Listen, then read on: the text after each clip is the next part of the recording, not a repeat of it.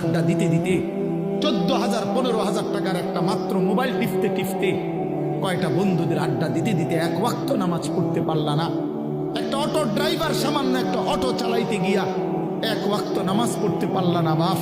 একটা CNG driver, তুমি মাত্র একটা সিএনজি চালাইয়া 500-700 টাকা সর্বোচ্চ কামাই করলা। এই 500 টাকার জন্য আল্লাহকে ছেড়ে দিলা, 300 টাকার জন্য আল্লাহকে ছেড়ে দিলা। আহা মুসলমান, বড় অল্প দামে নিজেকে বিক্রি করে দিলা, বড় কম পয়সায় নিজের বেচা দিল। মুসলমান, এত কম দামে বেচা দেওয়ার কথা না। একজন চা দোকানদার সারাদিনে কত কামাই করে? 30,000 টাকা। কথা বলে না কেন?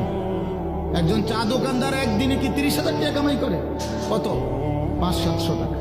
তো 500-700 টাকার কারণে নাফরমান এক ওয়াক্ত নামাজ পড়লা না? বলে